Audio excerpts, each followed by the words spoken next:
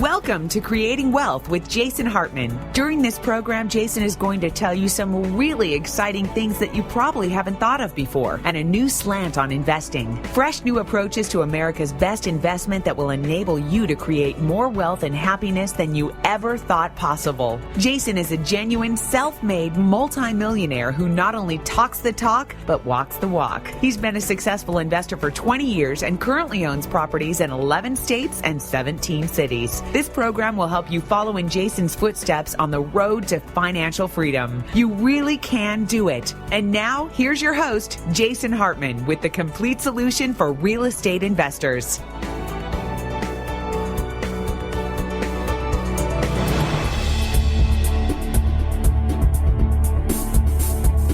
Welcome to the Creating Wealth Show. This is your host, Jason Hartman, and this is episode number 199. Yes, we're almost at 200. So today we've got a great show for you. We're going to talk about credit management and things like that. A couple quick announcements before we get into it. And show number 200, by the way, will be world-famous T. Harv Eker as we talk about secrets of the millionaire mind. That's a big milestone for us to have show number 200 after broadcasting and recording for, I think it's been over 5 years now or somewhere around there. And T. Harv Eker will be a good celebration for show number 200, Secrets of the Millionaire Mind. So that's coming up on the next episode. But on this episode, we're going to talk about credit restoration, credit management. We've got a new guest. We've had this topic before, but a new speaker, and that is Edward Jamison, the founder of CreditCRM. I think you'll enjoy this. And before we get into that, I wanted to tell you that I am here in Kansas City, Missouri. I woke up this morning and the temperature was -2. Yes, -2 degrees.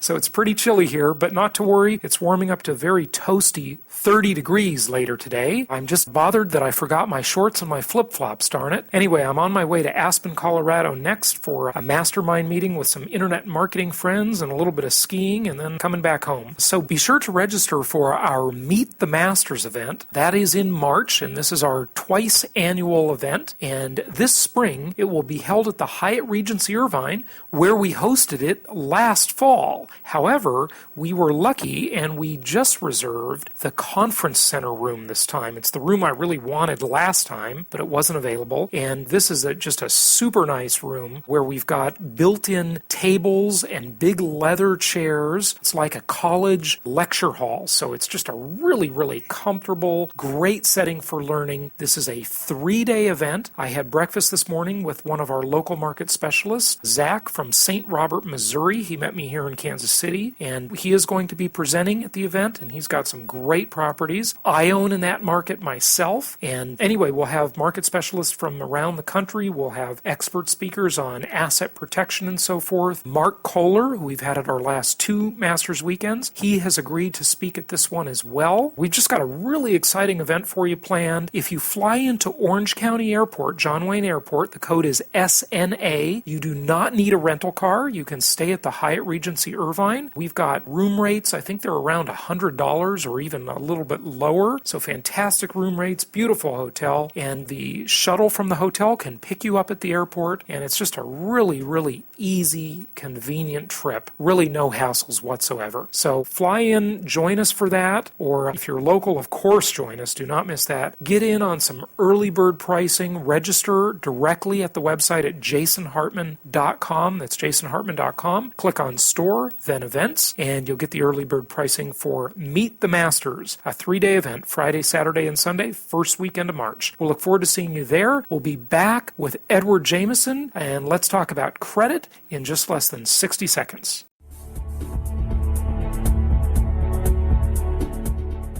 Hey, Joe Crummy, if you're not earning at least 40% on your savings, stocks, mutual funds, or other investments, you need to listen to Jason Hartman from Platinum Properties Investor Network. Here's Jason. Most of the great fortunes in this country have been built one of 2 ways, using other people's sweat or other people's money. One requires all the headache of starting a business. The other is much easier. Just use the equity in your home or the savings in your bank. Your home equity can grow a real estate empire that could make you a very wealthy landlord in growing real estate markets. Platinum Properties Investor Network offers a one-stop, complete solution to begin your journey on turning one castle into a kingdom. Go to jasonhartman.com. Call Platinum Properties right now for more information on their upcoming educational events. It's my pleasure to welcome Edward Jamison to the show. He is the founder of CreditCRM and Jamison Law Group, and I think you'll find this interview very useful in terms of managing and improving your credit score. Edward, thanks for joining us today. Thanks for having me, Jason. Well, good. Tell us what's involved in the whole game of having a good FICO score. That FICO score is just so important nowadays, isn't it? Yeah,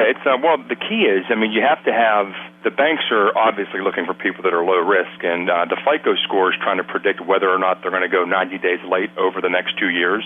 So you have to have, and Fair Isaac has done the research, obviously, to make their scoring model, and their scoring model is very good at predicting whether or not somebody will be 90 days late over the next 2 years by analyzing different behavior patterns that people have on their credit reports. Like, for example, if somebody is maxed out on their credit cards, Fair Isaac has found in the past that people that are maxed out on their credit cards are a very high risk of going 90 days late. Therefore, you're going to have a lower credit score as a result of having maxed out credit cards. So the key to keeping your credit score up is knowing what factors that bad credit risk have in common and making sure that your credit report stays away from those factors.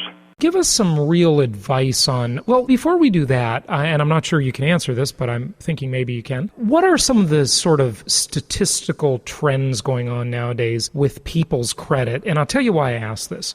I have long been saying that credit or FICO scores sort of follow a bell curve. They kind of follow the theory of relativity in a sense that so many people around the nation are experiencing trouble right now. And I would think that on a national average type basis, credit scores have got to be just falling in the past year or so. Would you agree with that? What's going on out there? Yeah, I would say, well, it's you figure the economy, when the economy goes down, people have less money, they tend to get in more debt, and that's compounded by the fact that when the economy took a hit, the banks were giving less credit out, so people that were managing their credit at a reasonable level all of a sudden found themselves where they were maxed out on their credit cards due to their credit limits being reduced. So there's several factors that go into it, but definitely in the past 2 years, people's credit scores on average have went down because they became more of a risk due to the fact that they couldn't keep up with their obligations. So when a bank, obviously banks are finally looking for low-risk borrowers,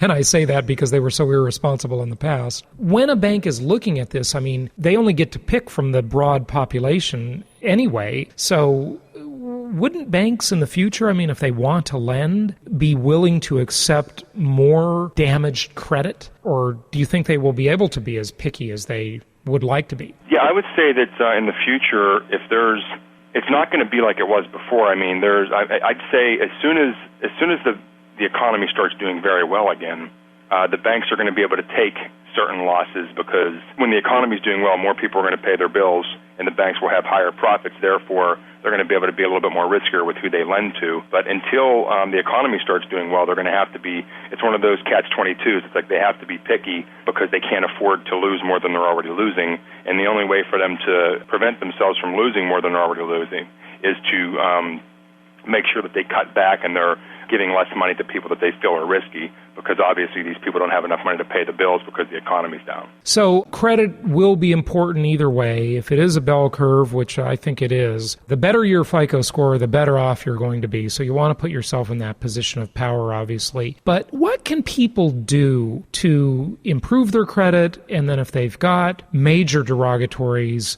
are there ways to deal with those? Are there ways to manage them? Are there ways to get them taken off the report? Well, number one, the key is to make sure that you keep your credit card balances as low as possible, as close to zero as possible, ideally. When you have very low revolving debt as far as your ratio goes, your credit score is going to be a lot higher. Obviously, pay all your bills on time. So if you pay all your bills on time and you don't have judgments and tax liens and other type of public records that go against your record, you'll have a good payment history. That's the number one part of the credit score. That's 35% of the credit score is how you paid your bills in the past. The second most important factor in the credit score, which is 30%, is your revolving debt ratio. So your debt ratio on your credit card. So if you have, and it doesn't matter how much of a balance you have, it matters how much of a balance you have in relation to your limit. So if you have $200,000 of available credit card limits and you owe $10,000, you're only at 5% of your debt ratio. But if you, at the same time, if you have $10,000 in debt on credit cards and you only have $12,000 total available credit, in that situation you're like 84%, on your debt ratio, and your credit score is going to be very low. So it's not the balance that's important. It's what is the ratio in relation to your available credit, and that's what you want to keep very low. I tell people as close to zero as possible. Obviously, the lower the better. If you're at 60% right now, being at 50% is better than being at 60%, but you're not going to get your full maximum benefit of your credit score being high until you get it as close to zero as possible. Now, the odd question is going to be, you've said this in sort of a very measured way. You said keep it as close to zero as possible. So that begs the question, do you want it to actually be zero, or is it better to be borrowing something but not too much? Yeah, technically 1% is where you want to be. So that's so interesting. But I tell people zero because it's easier. At zero, you're still going to have an extremely high credit score. We're talking only maybe a few points better if you're at 1% compared to zero. But literally, if you have a $1,000 credit card bill that comes in the mail tomorrow, it's better to pay $990 and not pay $10 than it is to pay it all, technically. Technically, yes. That's interesting. And anything behind that you want to mention? Well, the reason that is and this is only a surmise because Fair Isaac they don't tell you exactly why their scoring model works out the way that it does. But when you really know the ins and out of, and you've seen thousands of credit reports, you can sort of take a guess at where this is happening through logic. Also, if somebody is at zero, historically they might not know that they have credit available. So that person may have been a credit risk, but they didn't know that they had that Chase credit card in their sock drawer because they forgot about it. So, it might have been zero for a long time, and they're still a credit risk. But somebody that has like a little balance on there, they're getting a bill every month. The credit score basically knows this person is definitely aware that they have a credit card that with this money available because they're getting the bill every month. So that's why the person being at 1% is historically a better risk than the person that's at zero. That is very fascinating to me. And I guess it shows that you can responsibly use credit if you have this small, tiny balance. That's very interesting. That's an interesting theory about that. What else can you tell us about improving credit scores? Well, the first two, as we know, you want to make sure that you pay your bills on time, don't get sued and get judgments put against you, and don't get tax liens or foreclosures, bankruptcies, anything like that. And, of course, don't pay your bills late or have collections thrown on your credit report. So if you can keep your payment history good, and you can also keep your revolving debt ratio very low, 1% ideally, but zero is okay too. We're talking a couple of points, and if your credit score is like 800, maybe it's going to be 798 if you pay it to zero rather than 1%. We're talking a very small factor.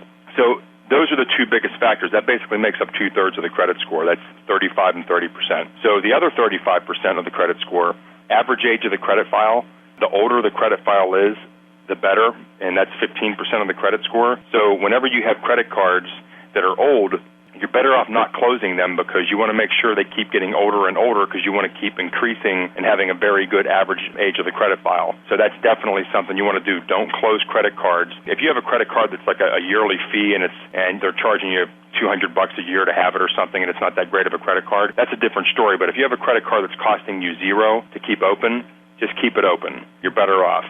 That's that 15% part of the credit score is do not close anything unless there's really a good reason to do it, which may be you don't want to pay the yearly annual fee on the credit card. But sometimes it's worth paying that fee because it'll give you that older card on your report, right? Yeah, it is, but sometimes people just don't want to pay the fee. So if it's a matter of principle for them, that's fine. They're going to hurt themselves a tiny bit, but they'll save the money. So it's really a personal choice at that point. Is there an optimal age? I mean, older is better. Is there a certain number of years where it sort of doesn't matter? If you've had it over 5 years, does it just not matter anymore? It's considered as old as it can get? No, I think because there's a lot of ways they average. They look at the oldest account on the credit report, and then they also do an average of the account. So there's many different ways they calculate the average. The older it gets, the better off you're going to be in this area. I would assume that once you're over, like, let's say the average age of your credit file is well over 20 years, and you have like a bunch of accounts that are over 10 years old, that's probably going to be a point where you're maximizing that area. But I don't think it ever makes sense, because if you close a credit card,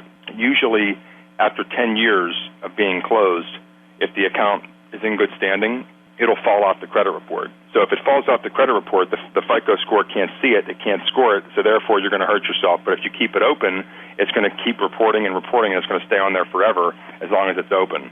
So that's why it's really good to never close them, because 10 years down the road, if you close them, you'll really see the detriment to your credit score as it might not have been the year before when it was still on there. Because even when the account is closed, as long as it's showing up on the credit report, it's still getting scored in that area, but it's going to disappear faster. That's why you got to be careful. Now, I thought I was doing the right thing years ago. When I first started to obtain credit as an adult, I got a bunch of credit cards like gas companies. Those were very easy to get. Department stores, those were easy to get. And then MasterCard, Visa, American Express. Now, I'm kind of listening to you. I'm kind of a little bit upset with myself that I let a lot of those, what I called sort of dumb little cards, I just let them go. I let them just close. I didn't use them. I always just used the MasterCard, Visa, American Express type of card because it was accepted everywhere. It was simpler that way. Fewer checks to write every month. I thought I was being responsible by not having all these open credit cards, but maybe not, huh? Well, it's not that you weren't responsible. It's just, unfortunately, there's a lot of things.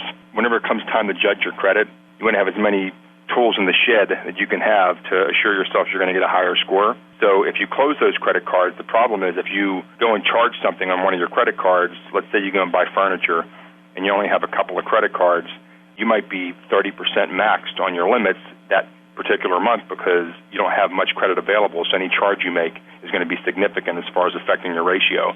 But when you have a bunch of cards open, it's going to affect you a lot less because that charge is going to be very minimal compared to the amount of credit you have available still.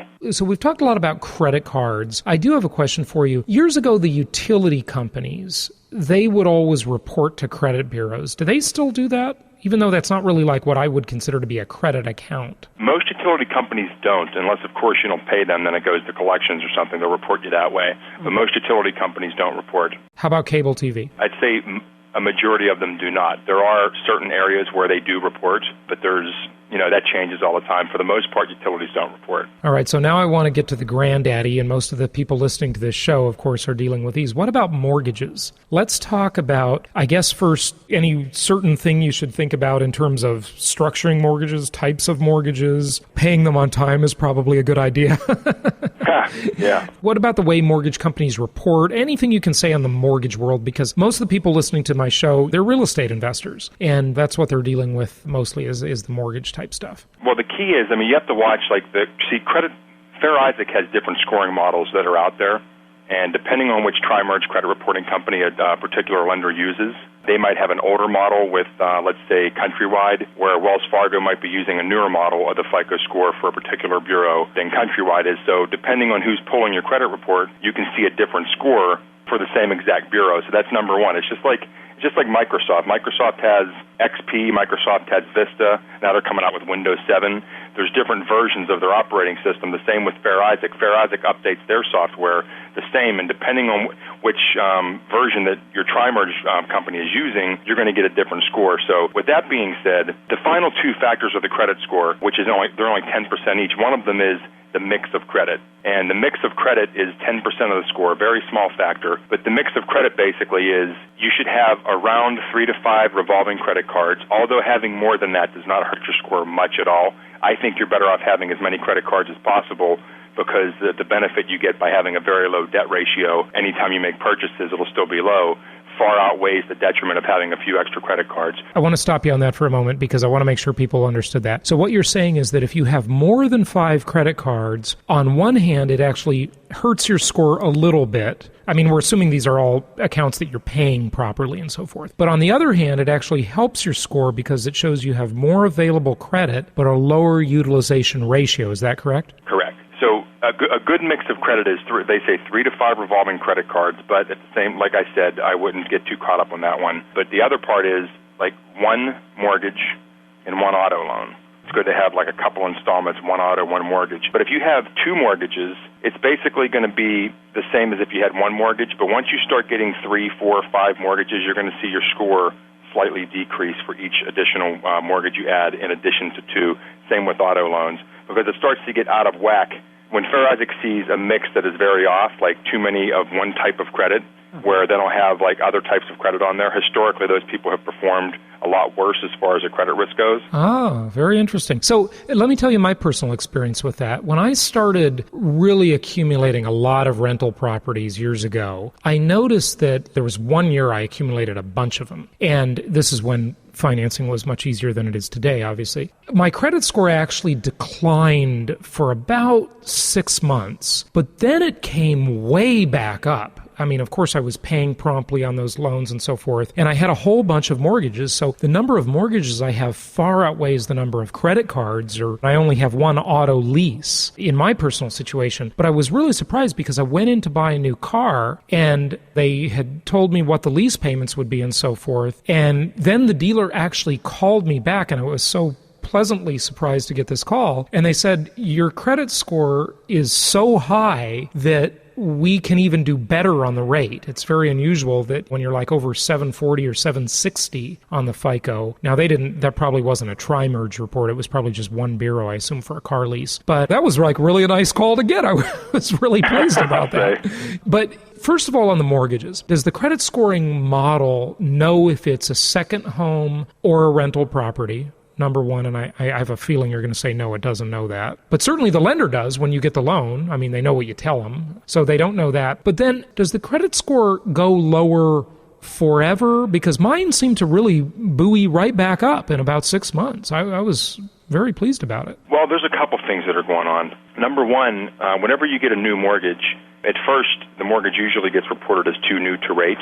So when it says too new to rate, and that usually goes away after the first month. The first month, you're going to see a decrease in the sense that there is a new account. You have a new inquiry, which is hurting you, which inquiries are the final portion, which is 10% of the credit score. And, I mean, it's a catch-22. You have to apply for credit to get credit, but anytime you do apply, it will affect your score in a negative way. So you do have the new inquiry that's hurting your score, and you also have the average age of the credit file getting hit and getting brought down because you have a 0-year-old account that's on there. But once you start to make payments, like after about 6 months, like you said, the inquiry effect basically is almost non-existent. It goes away fully after 1 year. But after 6 months, like the first 6 months of the inquiry do hurt the score more than the remaining 6 months that it does affect the score. So you're helping yourself in that area. You also have the too new to rate went away. And it's in the average age of the credit file, you don't have like a brand new, you still have a pretty young account, but it's not like brand new and happened a month ago or anything. Right, so that's why you're seeing that. It's just like a credit card. You open up a new credit card and you haven't let the card season for a while. They don't like new as much as they like old, right? So the mortgages has got the same sort of thing going on with it. All right, go ahead. What else can you tell us about mortgages? Well, HELOCs, you got to be careful with HELOCs. Okay, that's a home equity line of credit. So what that means is it's in second position on your property, and it's typically an adjustable rate type of loan. And those are much less available than they used to be, but some people still have HELOCs. So HELOCs are reported differently then? Yeah. Well, HELOCs, it depends. Like the newer scoring models, Fair Isaac, are pretty good at making sure they're not mischaracterized and treated as a big credit card. But if the HELOC doesn't say home equity line of credit or mortgage in the notes area where it's reported at, the credit scoring model is going, since it is a revolving account, a HELOC is a revolving account, it's not an installment like a regular mortgage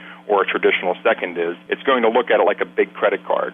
And it's the newer scoring models, if the amount of the revolving loan is over $40,000, supposedly, which I've seen this not work out this way either, supposedly Fair Isaac's model is going to treat it as though it's mortgage-related, even if it doesn't say mortgage in the notes area. But I've seen that not be the case, so I wouldn't rely on that statement right there. And this is Fair Isaac talking, and there's, of course, they want to have their own PR spin on a lot of stuff, so it's not that they're intentionally trying to mislead people, but at the same time, they have the best interest of their product in mind and keeping its secrecy there. So I always tell people, if you're going to get a HELOC, be careful. Like, make sure that if it is reporting, make sure it says on there mortgage-related or home equity or one of those buzzwords in the notes area. Otherwise, it's probably going to be scored as though it's a big credit card, and being maxed out on a big credit card obviously is bad. Right, but if you have that HELOC, it's better than not having one at all if you borrow, say, 30% of it and you have 70% still available, right? Well, it depends. Because even at 30%, I've seen people with credit cards at 60% max on their credit cards pay their credit cards off and jump 100 points. So it depends. It's not really a canned answer that's going to be the same for everybody. If somebody has hardly any credit at all on their credit report then that's going to be a positive thing. But if they already have established credit, they have several trade lines that are older, they're not going to need that HELOC to show up and be at 30%. They'd be better off with it not being there at all, rather than having it show up at 30%. And what about business credit? Do you want to talk about that a little bit? We hear so many commercials, people saying you can develop corporate credit real easily and all of this type of stuff. I don't know if that's your area, but I did want to ask you the question. Corporate credit's not, it's developing corporate credit as far as the Dun & Bradstreet number and as far as that route goes, no, that's not my area of expertise, but I know my way around it to be able to talk about it and understand it, of course. But the business credit cards, keep in mind, I'll talk about it in two ways. Business credit is a separate entity. To get business credit by signing with your corporation alone, you have to have established credit with your corporation, and it doesn't happen overnight. It's not easy to get either. People mislead people into thinking they can easily have an employee ID number with their business, get a Dun & Bradstreet number, and then before you know it, they're getting $500,000 lines of credit. That's not happening, and that's misleading when people make people think that. Usually, you have to sign personally to guarantee a business credit card. But it's still a good idea to do, because even if you're signing personally, most business credit cards, they do not report to your personal credit unless you default. Now, if you default and you signed personally, they can report it to your personal credit. But let's assume you had a corporation that was able to get the credit on its own, and you default, they can't put it on your personal credit unless you signed as a personal guarantor. So people will say to me, so why does it make sense for me to get a business credit card at all if I can't get it on my company's name in and of itself? And I tell people, well, the reason is because even if you're signing for it personally, as long as it's not being reported on your credit report, unless, of course, you default, you can have a maxed-out business credit card that's not hurting your credit score at all. Yeah, and I couldn't agree more. That's what I came to the understanding of, is that you're in a situation where the business credit is good as long as you can maintain it without default. Then you're in great shape because you don't have a situation where it's showing up on your credit report, so you have access to a lot more credit. You just got to use it responsibly. Good thing to know. What else about business credit? Well, business credit is the beauty is if you have personal credit and you can't get more credit cards because you're let's say American Express, for whatever reason, says, hey, we gave you enough credit, we don't want to give you any more. Even if you have a corporation that's only a year old, a lot of the times if you're signing personally, American Express, I'm just using them as an example, they'll decide to maybe give you credit in addition that they wouldn't give you on your personal credit. Even though your company isn't worth a dime, they have like a different approval department and they have different standards. So some of the times you'll get approved for a business credit card by signing personally where you can't get approved for a personal credit card with the same company. So that's another good thing about business credit is it still makes sense to apply even if you're not getting approved for personal credit. Can you at some point, though, get that credit card in your business's name where you're really off the hook? I mean, at what point, when the corporation's 10 years old, 15 years old, at what point can you really have what I'll call true corporate credit that is separate and distinct from the person? I mean, certainly GM, well, that's a bad example, isn't it? General Motors, formerly now called Government Motors. I don't know if they'd be able to get a credit card either, but certainly old established businesses, I mean, larger companies that they have credit cards, and many of their executives, at least, if not other employees, have company credit cards, and no one's personally guaranteeing all those. It takes time. It's like usually it starts with if somebody has a lot of money running through their bank accounts. So, like, let's say you bank with Chase, and you have hundreds of thousands of dollars going in and out. At some point, you can say to Chase, "Hey, listen, I'm personally liable for my company's credit cards. I want to be able to get the credit cards opened to where I'm only." My company is the only one that's on the hook, but it's like it does take time. It doesn't happen automatically. You have to build credit. I mean, it's still like you have to get a Dun & Bradstreet number. You have to go out there and try to get your credit established with your business first, and then once it is established, I'd say after probably about 3 or 4 years, you can start just inquiring with the different banks that you're working with and say, listen, I don't want to be a personal guarantor. The company's bigger. than it was a few years ago. What I got to do to get the credit card in the company's name only without me being a personal guarantor. And there's still no guarantees, though. Right, yeah. A lot of that, I would assume, is more of a personal banking relationship type of status. And for that reason, it's probably good to have a small bank that's a community bank where they really talk to people versus one of these disgusting behemoths like Citigroup or something, right? Or maybe a credit union as well would be something that would be appropriate. Let me take a brief pause. We'll be back in just a minute. What's great about the shows you'll find on jasonhartman.com is that if you want to learn how to finance your next big real estate deal, there's a show for that.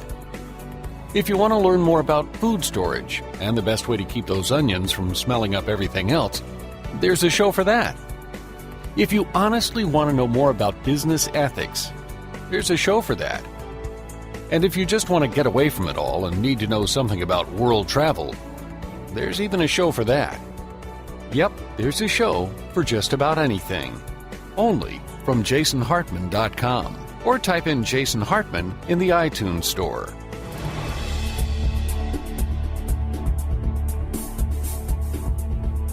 All right, what else do we need to know about credit? What about fixing things? That's the really important part. What if someone has a ding on their report, late payments on a credit card, late payments on a mortgage, a foreclosure on a mortgage, a bankruptcy? How do you deal with that type of stuff? Well, it depends. I mean, there's several ways to deal with it. A lot of the times, when it's reported, the accuracy is not 100% accurate, so you can challenge the accuracy with the credit bureaus, and the credit bureaus, in turn, have to go back to whoever reported the information and verify whether the information is correct. Sometimes they verify it's correct. Sometimes it comes back as being not correct, and they have to change a few things about the account. Or if they don't get back to the bank, if they don't get back to the credit bureaus at all, it can come off. So, I mean, that's one approach.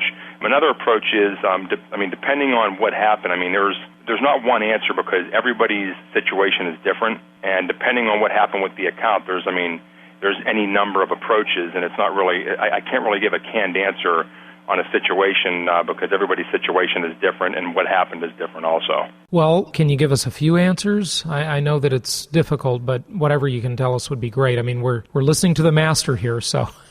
Well, okay, for example, if you have unpaid collections that are showing up on your credit report, a lot of the times it's possible to call up the collection agency and negotiate it for a deletion.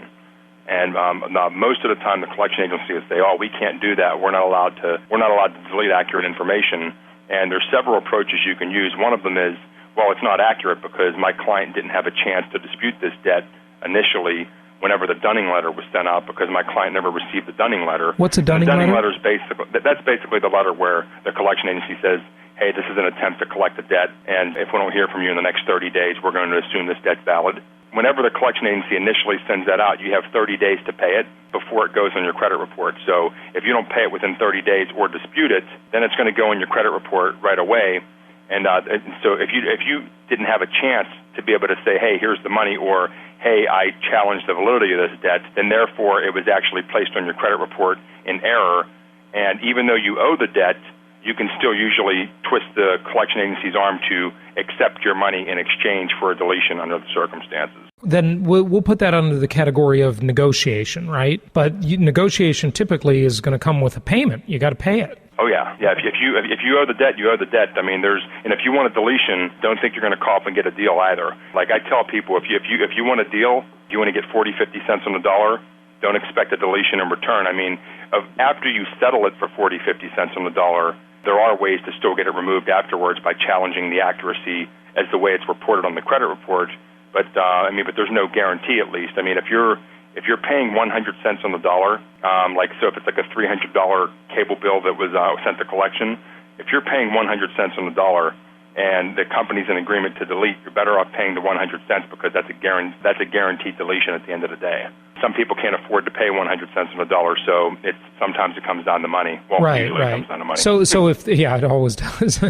so if they're promising they'll give you a deletion, then you pay the bill. That's one thing. And I would say to all our listeners, if you ever have that discussion, be sure to get it in writing, right, from the agency that is doing the reporting, the creditor or the collection agency, right? Oh, okay. All right. So you can challenge accuracy, and wasn't there like a thing I used to hear about this years ago? People were complaining about it on both sides of the the aisle. The creditors were saying, and I just remember reading this somewhere, I don't remember the details, but they were saying people can go and just like every month keep challenging accuracy. And it really puts the onus on the credit bureau or the creditor, I guess, to say, hey, yeah, this is accurate, our reporting is accurate, and if they don't, like in 31 days or something, it can come off the report. What is that all about? Yeah, well, it's you got to watch. I mean, if you're challenging the accuracy and it gets updated as being, well, it comes back as being validated as though the information were accurate, it's very hard to get the credit bureaus to reopen the next month. If you send another letter,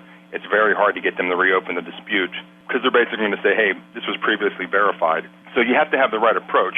I mean, if your approach was, let's say there's 5 different things that could be wrong with it, you're better off only disputing one of those aspects. So therefore, if you're going to go back and dispute a second time, you have something new that you can dispute without them being able to say previously verified. So, I mean, credit repair is a game of cat and mouse. I mean, the bureaus don't truly investigate these things.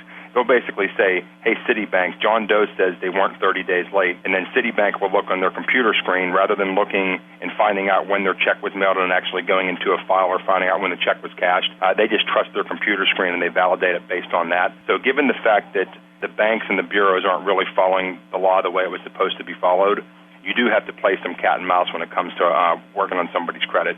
And that's one of the techniques is don't actually show all your cards or like basically give them an A to Z detail of what's going on with the account because you always want to have a different approach to be able to come back with without you losing your credibility as saying, oh, this person is doing a complete 180. You don't have to do a 180, just don't give them all the pieces right away. Other things people should know? Well, one thing that I've noticed that happened about a year ago, the credit card companies, as far as those balance transfer offers go, they're not limiting the balance transfer fee to $90 or $100 like they used to.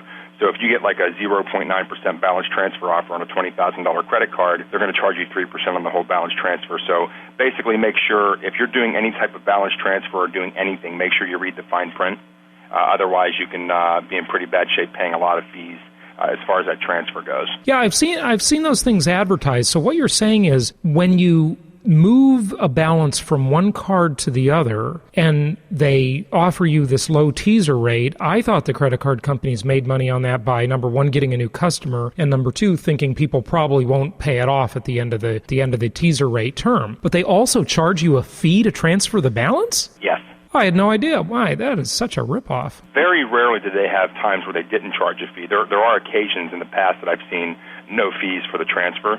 And it's usually the deals that aren't that great, like 8.9% transfer rate or something. It's not that great, which is probably better than their everyday interest rate, but at the same time, it's nothing to call home about. But it's like recently I haven't seen where there's no fee situation at all. Like even before, if it was a really good deal, it was always 3%, but it was minimum $5, maximum $90 usually. Mm-hmm. But now they took every card company that I out there, as far as I can have seen so far, has taken away that maximum, and they'll charge you the full 3% on whatever you transfer. Wow. So be careful of that, folks. That's where they're going to get you. What about Obama? He has really been attacking the credit card companies, which may have some validity, I think. I do think they take advantage of a lot of people that sort of don't know any better. Although the person should be knowing better. They should investigate what they're doing, obviously, before they sign up for things. But what's going on in the current administration and the legal climate toward credit card companies and other creditors? The good news is Obama, he's taking a harder stance against the credit card companies than anybody has in recent, basically ever. The banks are crying right now. They're crying foul. They're saying that they're limited in the ways that they can make money, and they're giving a parade of horribles where they're saying that everybody's going to suffer from higher rates because they can't be profitable in other areas. Basically, Obama's just saying, hey, there's enough ripping off and unscrupulous tactics going on here to make money where people aren't aware of what's going on. So therefore, it's going to end. And a lot of the things a few of the things he did with the credit card bill of rights that's going to go into effect next year. Basically, there's a few. Like number one is gift cards. Gift cards before, they can expire after a year, or they can reduce the amount that the person uses each year if it's not used. The new law basically is if you buy a gift card, it has to be available for at least 5 years. There's also under 21. If somebody is under 21, they can't have a credit card unless they have a cosigner. So a parent or a guardian is going to have to co-sign for them to be able to get the credit card. Oh, so you can't get credit at 18 anymore, huh? Not unless you have a co-signer. Wow.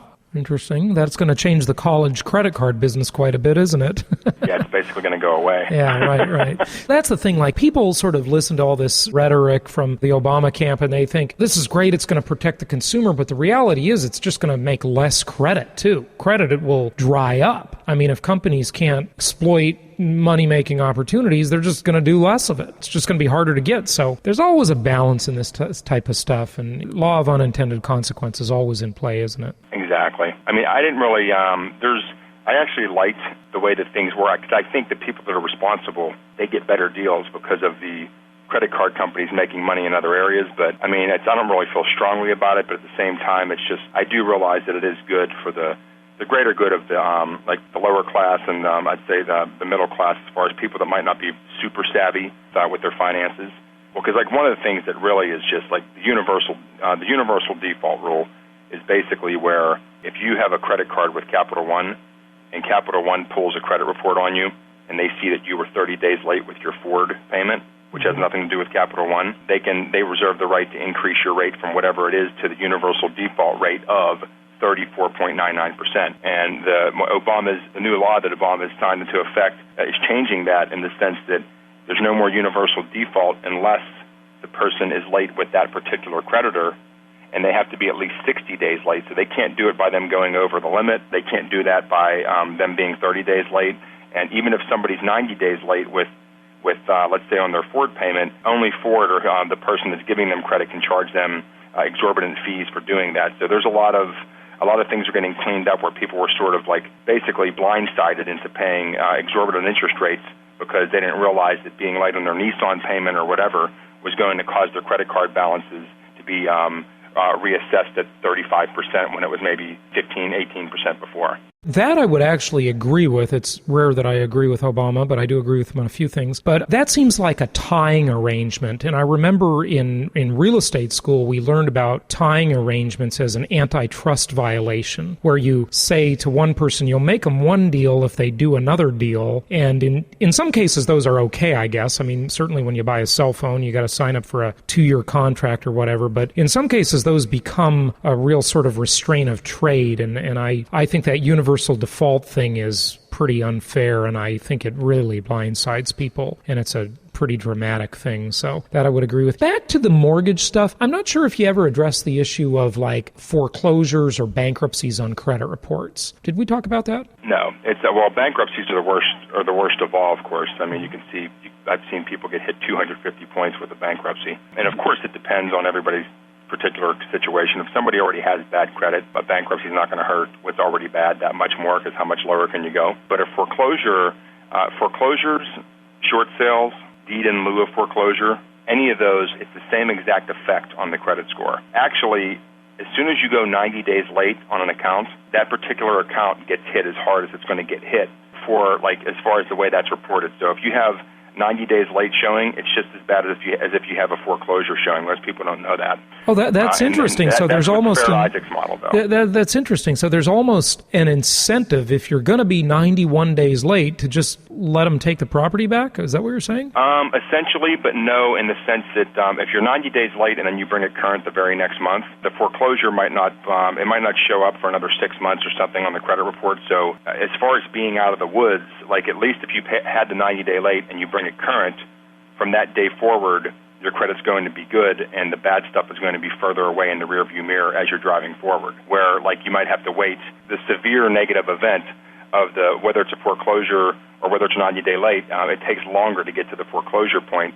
So therefore, it's going to take longer for you to see light at the end of the tunnel. Oh, okay. Other than that 6-month difference or whatever. I mean, well, it might even be 3 months. Usually the foreclosure will happen at the 6-month point. So we're talking a few different months. And but also, I mean, there's other reasons outside of scoring. It's like lenders don't like to see foreclosures. There's a lot of right. Even if your score is good enough, you might not get approved depending on what the lender's guidelines are. Well, that's actually a very good point you bring up, and listeners should make sure they heed that point. It's not always just about pure scoring in terms of FICO scores. It's that if they see a foreclosure on your record, they don't want to see that because that makes them think they might be the next one, right? And so it's not exactly what the score number means, but it's what the human being sees on your record there, which is a foreclosure, which is bad. So can you get those removed? I mean, how long do they follow you? Well, foreclosures stay on for 7 years.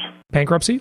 Bankruptcy stays for 10 years. Now, is that personal or corporate bankruptcy? Like if you have a company too, and you bankrupt the company, does that get involved in your credit report? It will if you have... it shouldn't go on there. If you're just filing for a business bankruptcy, it shouldn't show up. But if you have personal accounts that were included in that bankruptcy, you're going to have those accounts showing up. But if you're filing a bankruptcy just for like GM just did the other day, General Motors is filing for bankruptcy. There's no personal person on there, obviously, so that wouldn't show up. Like for example, but let's say for whatever reason there was debt that somebody that worked for GM's a bad example because they're so big. But if you had personal debt, like you lent your credit to the company and you were trying to bankrupt that debt, you have to do a personal bankruptcy anyway to get rid of it. Like one's not going to get rid of the other. It's just like a husband and a wife. If a husband and a wife, if they both co-sign for a mortgage and they're co-signing on credit cards, if one spouse goes Chapter 7, the other spouse is still on the hook for everything unless they also go Chapter 7. So it depends on what you're trying to accomplish. And so that would obviously be the case if you have company credit card, but you've personally guaranteed it, it'll show up on your credit report if that goes into default. Well, you can't get rid of it with the bankruptcy. You're going to have to file a personal bankruptcy also if you want to get rid of it. If you want to get rid of your obligation as the personal guarantor. Right, but if you just have paid that card off and still file a bankruptcy, then it doesn't matter. That's not part of it, right? Correct. But then again, if you pay it off, you wouldn't be including that card in the bankruptcy anyway for the business. So but if you did include it for some reason, it can show up as included in bankruptcy, but you can get it fixed and you can say, hey, this wasn't my bankruptcy, and you can get it taken off. You just have to contact the bureaus. I have heard stories, and I don't know if they're true, but I've definitely heard them, and they really make me mad, frankly, being a responsible person who hasn't gotten himself into this kind of trouble. I hear stories, people, they had a foreclosure or even a few of them, and they got them taken off their credit report. They had a bankruptcy, got it taken off. How do they do that? Is that really true, or are they just telling stories when I hear that kind of stuff? A lot of the times it's stories. It is possible to get anything removed from a credit report, but bankruptcies are very hard to get off.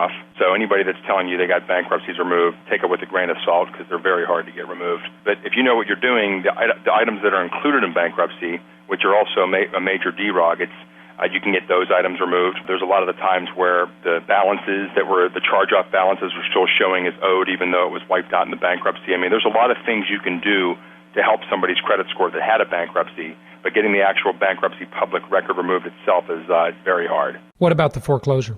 Foreclosures are not as hard. They're not as hard as bankruptcies, but they're not easy either.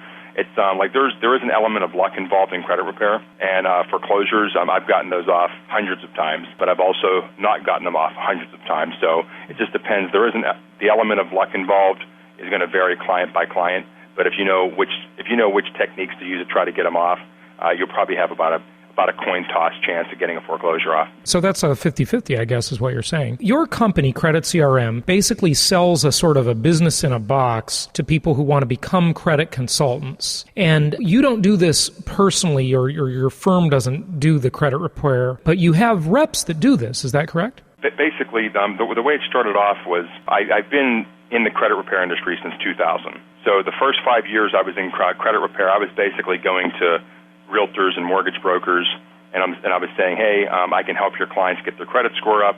Please send me business, basically. And so that's what I've done. That's what I did for the first 5 years. And then with CreditCRM, I basically said, okay, rather than me going business to consumer, which is what I'm doing, I'm going to change it, and I'm going to teach the mortgage broker, the realtor, or the opportunity seeker, whoever wants to start their own business. I'm going to teach those people everything that I know and that I've learned about credit scoring and credit repair, and that's what CreditCRM is. I basically give them over 30 hours of training. I give them unlimited support.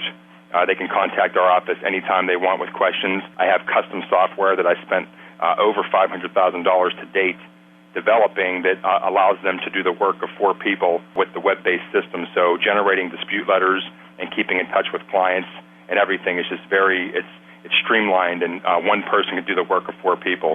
Like the referral partners and the clients can log in online and see the status of the file. There's automatic updates that go out to people. So basically, I made it so somebody can do the work of 4 people and have their own credit repair business without having to go through the learning curve. And that's what CreditCRM is. CreditCRM is a business opportunity where I make you the credit expert, which affords you the opportunity to go out there and charge people for your services. Okay, so the question everybody wants to know is how much does it cost to get one's credit report improved, fixed, however you want to refer to it, to hire a credit consultant to help you out? On average, about $600.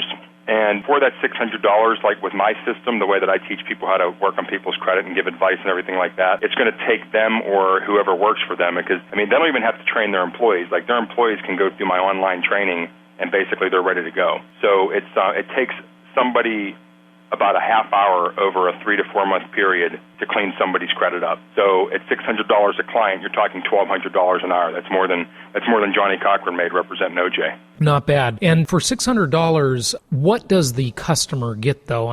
Is this an ongoing relationship that lasts for a year? Is it a one-time meeting? Is it how many letters do they write, or how long do they work on the client's file? If the client doesn't screw up again in the future, it could be a one-time thing, but when I was in the business, I had tons of repeat clients that would keep just screwing their credit up, and they'd be back every year or two. Were they getting, when you say that, though, I wanted to ask you, were they sort of getting a get-out-of-jail-free pass? Yes and no, because the thing is, with credit repair, even when you know what you're doing, you're not going to get everything removed. Anybody that tells you they're going to get everything removed is lying to you. If you're really good, you're going to get about 65 to 70% of the stuff off that you're working on. That the client says, hey, work on this because it's inaccurate or misleading for one of several reasons.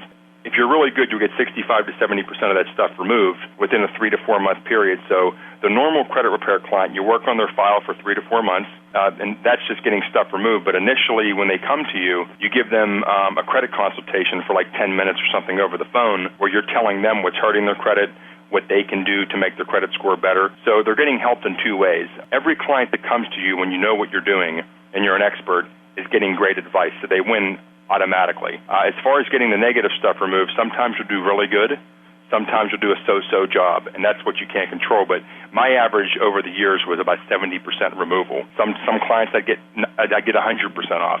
Some clients I get 40% off, but my average was 70%.